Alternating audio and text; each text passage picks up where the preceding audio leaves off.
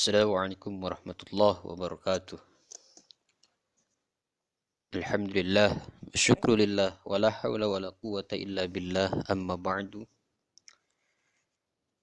Sahabat-sahabat, dimanapun Anda berada, mudah-mudahan senantiasa selalu diberikan kesehatan oleh Allah Subhanahu wa Ta'ala.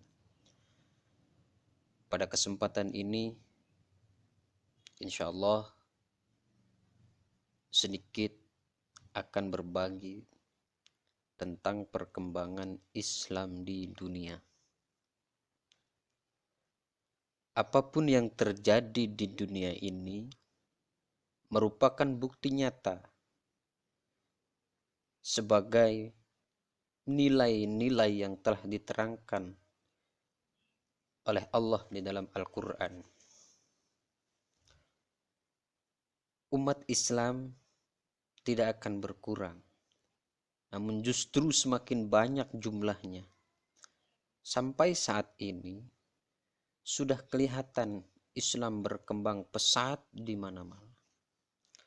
Awalnya Islam hadir di kota Mekah, sebuah padang pasir yang tandus dan kering. Kemudian masuk dan berkembang pesat di kota Madinah. Di Madinah, Islamnya tidak fanatik, tidak hanya memihak golongan tertentu, tetapi Islam memihak pada kebenaran dari siapapun itu. Sekarang, hampir di seluruh negara di dunia pasti ada Islamnya. Mulai dari Amerika, Australia, hingga di benua Eropa. Islam sudah bulat seperti bumi. Orang Indonesia harus memahami perkembangan Islam ini. Tidak dengan cara yang satu, melainkan berubah-ubah menurut masa dan waktunya. Karenanya para ahli tafsir ketika menafsiri ayat suhufi Ibrahim wa Musa sering mengutip pesan utamanya, yang bagi lil aqili ayyakuna hafizon lilisanihi arifan bizamanihi muqbilan ala sya'nih. Hendaknya orang yang berakal menjadi pribadi yang menjaga lisannya, mengetahui perkembangan zamannya, dan menunaikan tugas-tugasnya. Masa sekarang sudah tidak ada khilafah, tidak ada negara Islam, semuanya negara nasional.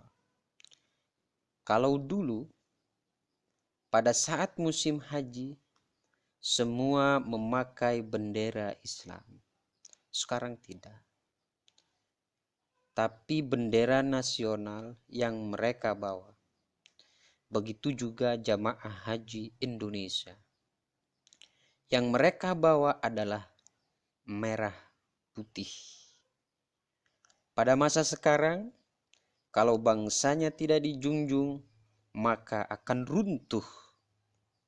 Meski demikian, kebesaran Indonesia harus diiringi dan diwarnai dengan ruh-ruh keislaman. Oleh karenanya, tanah air adalah pusat mempersatukan bangsa sekaligus kebersamaan Islam. Ulama-ulama terdahulu sangat menjunjung bangsa ini. Sebelum NU berdiri, ulama terlebih dulu mendirikan Nahdlatul Wathon atau kebangkitan tanah air, dan Nahdlatul Tujar atau biasa kita kenal dengan istilah kebangkitan perdagangan. Indonesia bukan negara Islam, tapi disukai banyak non-Muslim. Seperti Rasulullah Shallallahu Alaihi Wasallam, beliau Muslim, tapi kelahirannya disukai oleh Abu Lahab, seorang raja dari Mesir yang non-Muslim. Karena menyukai Rasulullah Shallallahu Alaihi Wasallam, menghadiahkan budak perempuannya yang bernama Maria, seorang wanita cantik, pemenang kontes ratu kecantikan di Mesir, untuk dijadikan sebagai istri. Dan Nabi Muhammad SAW tidak mengganti nama Maria sebagai penghormatan. Rasulullah SAW adalah sosok yang mencintai Arab sebagai negerinya. Maka kita bangsa Indonesia juga wajib mencintai negara kita dengan 4 pilarnya.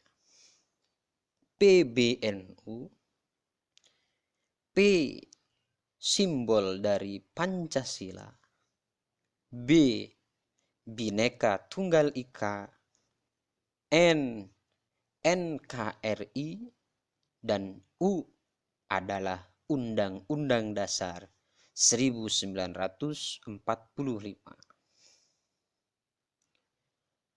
Hubbul waton minal iman. Cinta tanah air sebagian dari iman. Cinta tanah air sebagian dari iman. Mudah-mudahan pada kesempatan ini kita bisa mencintai tanah air kita. Kita harus menjunjung tinggi bangsa Indonesia, sebagaimana baginda Nabi mencintai tanah air. Nabi Muhammad SAW sendiri, beliau selalu menjunjung bangsa Arab. Karena beliau berbangsa Arab, sehingga menjadi panutan bagi bangsa-bangsa yang lainnya. Pun demikian, kita sebagai warga negara Indonesia, maka selayaknya kita harus mencintai bangsa kita sendiri. Hubbul waton minal iman. Cinta tanah air sebagai bagian daripada iman. Terima kasih. Semoga bermanfaat. Wallahul muwaffiq ila aqwamit thoriq. Assalamualaikum warahmatullahi wabarakatuh.